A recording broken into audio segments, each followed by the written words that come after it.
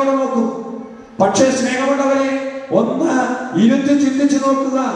ഹൃദയങ്ങൾ തമ്മിൽ എത്രമാത്രം അകൽച്ചയുണ്ട്. ഒരു കട്ടിലിൽ കിടന്നുറങ്ങുന്നവര് പോലും ഹൃദയം തുറന്ന് പങ്കിടുവാനായിട്ട് മടി കാണിക്കുന്ന ജീവിത സാഹചര്യങ്ങൾ. ഈ ലോകത്തിലെ സന്തോഷത്തിന് വേണ്ടി സഹോദര ബന്ധത്തെ, മാതാപിതാക്കളോടുള്ള ബന്ധത്തെ, ജീവിത പങ്കാളിയോടുള്ള ബന്ധത്തെ, മക്കളോടുള്ള ബന്ധത്തെ തള്ളിക്കളയുന്ന, ഈ ലോകത്തിലെ ലൗകികതയ്ക്ക് വേണ്ടി, സുഖലോചനയ്ക്ക് വേണ്ടി, ജീവിത വ്യഗ്രതയ്ക്ക് വേണ്ടി ബന്ധങ്ങളെ തകർത്ത് കളയുന്ന ജീവിതാവസ്ഥകളിൽ നാം ജീവിക്കുമ്പോൾ എങ്ങനെ ദൈവവചനത്തിന്റെ പ്രകാശം നമ്മുടെ ജീവിതത്തിൽ അനുഭവിക്കാൻ കഴിയും? ശതാബ്ദി വിദ്യാഭ്യാസ സഹായനിധിക്ക് രൂപം കൊടുത്തിരിക്കുന്നതും ഈ ഒരുമയുടെ പ്രകടനമാണ്. വലിയ കോൺക്രീറ്റ് മണിമാളികൾ കെട്ടിപ്പടുക്കാനല്ല ശതാബ്ദി വർഷത്തിൽ നാം ചിന്തിച്ചിരിക്കുന്നത്. എന്റെ സ്നേഹവീട്, എന്റെ ശ്വാസം, എന്റെ ആരോഗ്യ കുടുംബം, വിദ്യാഭ്യാസ സഹായനിധി, വിദ്യാഭ്യാസ രംഗത്തും ആരോഗ്യ രംഗത്തും പാർപ്പിട രംഗത്തും സഹോദരങ്ങളോട് ഉള്ളത് പങ്കുവെച്ച് ഒരുമ പ്രകടിപ്പിക്കുന്ന സുവർണ അവസരം. അതാണ് തനിമ. ദൈവമക്കളുടെ ആ സ്വാതന്ത്ര്യത്തിൽ നിന്ന് വളരുന്ന തനിമ. ആ തനിമയിൽ നിന്നാണ് വിശ്വാസത്തിന് നിറവുകൊണ്ടാകേണ്ടത്. ദുഃഖത്തിന്റെ ഭാരപാത്രം കർത്താവ് കയ്യിൽ തന്നാലും എല്ലാം ഏറ്റുവാങ്ങുന്ന ഒരു വിശ്വാസം. നമ്മുടെ ഇഷ്ടത്തിന് ദൈവത്തെ പിടിച്ചു വലിച്ച് കൊണ്ടുവരുന്നതല്ല വിശ്വാസം. ദൈവത്തിന്റെ ഇഷ്ടത്തിന് നമ്മെ തന്നെ വിട്ടുകൊടുക്കുന്നതാണ്. ക്ലേശമോ ദുരിതമോ പട്ടിണിയോ നഗ്നതയോ ആപത്തോ വാളോ എന്തു തന്നെ വന്നാലും എന്റെ കർത്താവിനോടുള്ള സ്നേഹത്തിൽ നിന്ന് ഞാൻ പിന്നോട്ടില്ല. എന്നെ സ്നേഹിക്കുന്ന എന്റെ കർത്താവ് എനിക്ക് സകലതും നന്മയ്ക്കായിട്ട് മാറ്റും. എന്റെ ഉത്കണ്ഠകളെല്ലാം കർത്താവിനെ ഞാൻ അറിയിച്ചാൽ അവൻ എന്റെ കാര്യത്തിൽ ശ്രദ്ധാലുവാണ്. പത്രോസ്ലീഹായുടെ 1-ാം ലേഖനം 5-ാം അധ്യായം 6 മുതലുള്ള തിരുവചനങ്ങൾ. കർത്താവിന്റെ ശക്തമായ കരത്തിൻ കീഴിൽ താഴ്മയോടെ നിൽക്കുക. അവിടുന്ന് തക്ക സമയത്ത് നിന്നെ ഉയർത്തിക്കൊള്ളും. നിന്റെ ഉത്കണ്ഠകളൊക്കെ കർത്താവിനെ ഏൽപ്പിക്കുക. അവിടുന്ന് നിന്റെ കാര്യത്തിൽ ശ്രദ്ധാലുവാണ്. ഈ ബോധ്യമുള്ളവനാണ് വിശ്വാസത്തിന് നിറവുള്ളവൻ. ആ വിശ്വാസ നിറമാണ് പരിശുദ്ധ അമ്മയ്ക്കും സെബസ്ത്യാനോസിനുമൊക്കെ ഉണ്ടായിരുന്നത്. ആ വിശ്വാസ നിറവിലേക്ക് നമ്മെ അണയിക്കാൻ പരിശുദ്ധ അമ്മയോടും വിശുദ്ധ സെബസ്ത്യാനോസിനോടും നമുക്ക് പ്രാർത്ഥിക്കാം. നമ്മുടെ കുടുംബങ്ങളെ ദൈവ സ്നേഹത്തിന്റെ വിളനിലങ്ങളാക്കി മാറ്റാം. ലോകത്തിന്റെ വ്യാമോഹങ്ങളിൽപ്പെട്ട് ലൂക്കായുടെ സുവിശേഷം 21:34 സുഖലോലുപത, മദ്യാസക്തി, ജീവിത വ്യഗ്രത ഇവയിൽ കുടുങ്ങി നിങ്ങളുടെ മനസ്സ് ദുർബലമാവുകയും ആ ദിവസം ഒരു കെണി പോലെ വന്ന് വീഴാതിരിക്കുകയും ചെയ്യാൻ ശ്രദ്ധിക്കുകയും. എന്തെന്നാൽ ഭൂമുഖത്തുള്ള സകലുടെ മേലും അത് നിബന്ധിക്കും. സംഭവിക്കാനിരിക്കുന്നവയിൽ നിന്നെല്ലാം രക്ഷപ്പെട്ട് കർത്താവിന്റെ മുമ്പിൽ പ്രത്യക്ഷപ്പെടാൻ വേണ്ട കരുത്ത് ലഭിക്കാൻ സദാ പ്രാർത്ഥനയോടെ ജാഗരൂകരായിരിക്കുകയും. സ്നേഹമുള്ള ദൈവമക്കളെ, ദൈവം നമ്മോട് ആവശ്യപ്പെടുന്നത് ലോകത്തിന്റെ സുഖലോലുപത, മദ്യാസക്തി, ജീവിത വ്യഗ്രത ഇവയിൽ കുരുങ്ങി നമ്മുടെ മനസ്സ് ദുർബലമായി ആത്മാവ് നശിച്ചു പോകാനിടവരാതെ ദൈവത്തിന്റെ മുമ്പിൽ പ്രത്യക്ഷപ്പെടാൻ വേണ്ട കരുത്ത് ലഭിക്കാനായിട്ട് സദാ ജാഗരൂകതയോടെ പ്രാർത്ഥിക്കുക. ഓരോ തിരുനാളാഘോഷങ്ങളും നമ്മുടെ ഇടവകയുടെ, നമ്മുടെ വ്യക്തി ജീവിതത്തിൻ്റെ ആധ്യാത്മികതയുടെ ഒരളവ് പോലെ ആയി മാറട്ടെ. ആധ്യാത്മികതയുടെ ഒരു ഗ്രാഫ്, ആത്മീയ നിറവ്, വിശ്വാസ നിറവ് ഒരു പടിയെങ്കിലും ഉയരാൻ കഴിയുന്നില്ലെങ്കിൽ അവരുടെ ഉത്സവങ്ങളിൽ തപ്പും കുഴലും കിന്നരവും വീണയും വീര്യമേറിയ വീഞ്ഞുമുണ്ട്. എന്നാൽ അവർ കർത്താവിന്റെ പ്രവൃത്തികളെ ഓർക്കുകയോ അവിടുത്തെ കരവേലയെ ധ്യാനിക്കുകയോ ചെയ്യുന്നില്ല എന്ന് യെശയ്യാ പ്രവാചകന്റെ പുസ്തകം 5-ാം അധ്യായം 12-ാം വാക്യം നമ്മളിൽ അന്വർത്ഥമാവുകയും. ശിങ്കാരമേളവും തകിലുമേളവും ബാൻഡ് സെറ്റും കണ്ണഞ്ചിപ്പിക്കുന്ന കൊടിതോരണങ്ങളും ഇലുമിനേഷനും ഒക്കെ ഉണ്ടെങ്കിലും കർത്താവിൻ്റെ പ്രവൃത്തികളെ കുറിച്ച് ധ്യാനിക്കാൻ, അവൻ്റെ കരവേലയെ ചിന്തിച്ച് അവനിലേക്ക് അടുക്കാൻ ഈ തിരുനാളാഘോഷം കാരണമാകുമ്പോൾ അത് ആത്മീയ ഉണർവായി ഉത്സവമായി മാറും. അതിനുള്ള അനുഗ്രഹത്തിനായി നമുക്ക് പ്രാർത്ഥിക്കാം. ദൈവം നിങ്ങളെ അനുഗ്രഹിക്കട്ടെ. തിരുനാളിൻ്റെ എല്ലാ മംഗളങ്ങളും അനുഗ്രഹങ്ങളും ഈശോയുടെ നാമത്തിൽ നിന്നും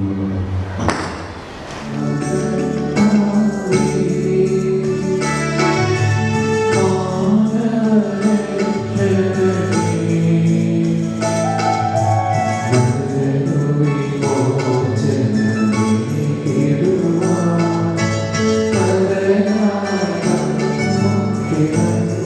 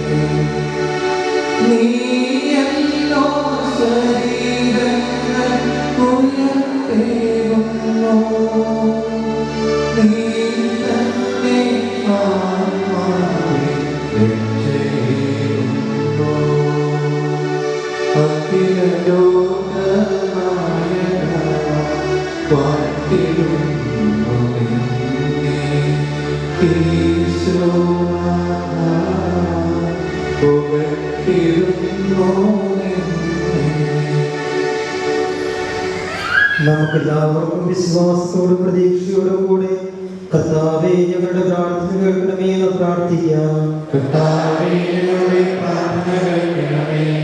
ഞങ്ങളുടെ ഇടവകയിലെ ഓരോ കുടുംബത്തിനും അതിലെ ഓരോ അംഗത്തിനും ആത്മീകവും ശാരീരികവുമായ അനുഗ്രഹങ്ങൾ നൽകണമെന്ന് ഞങ്ങൾ പ്രാർത്ഥിക്കുന്നു.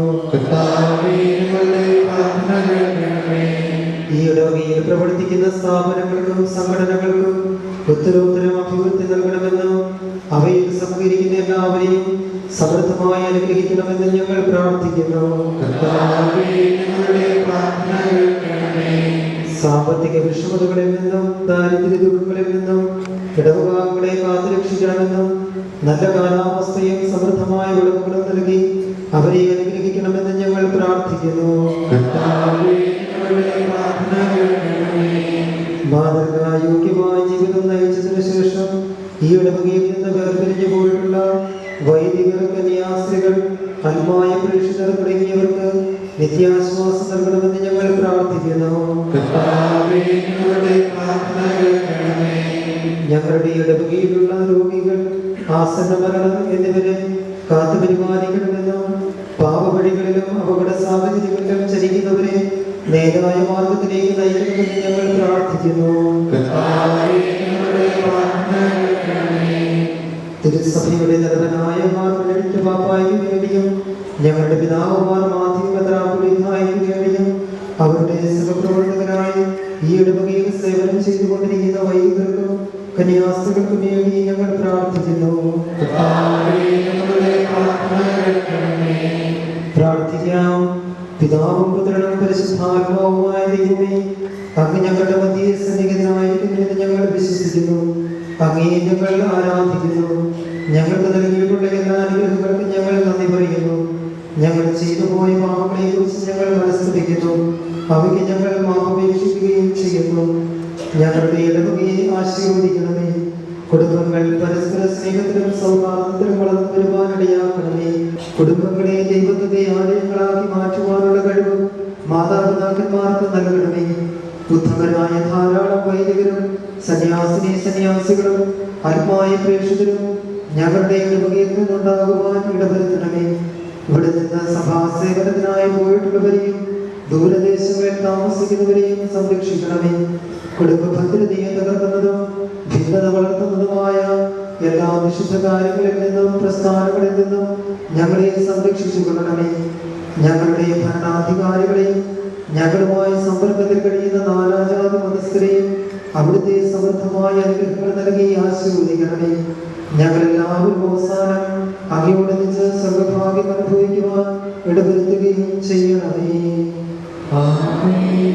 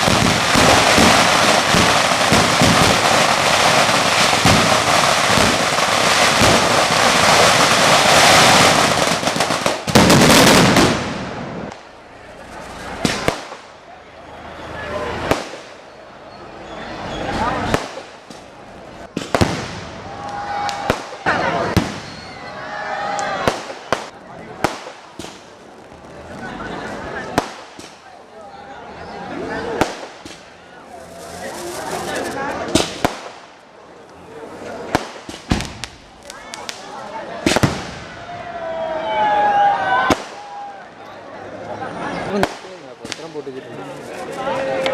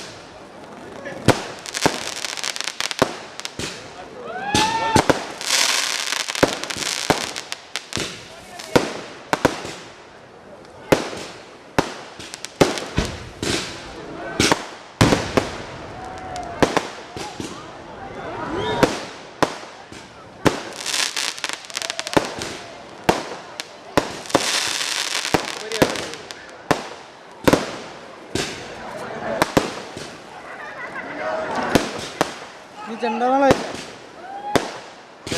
ചെണ്ടമേളം ഉണ്ടോ അറിയാം?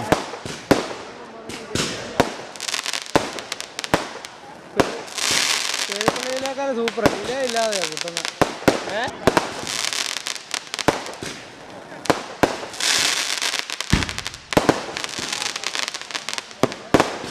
ചെയ്തോട്ടെ.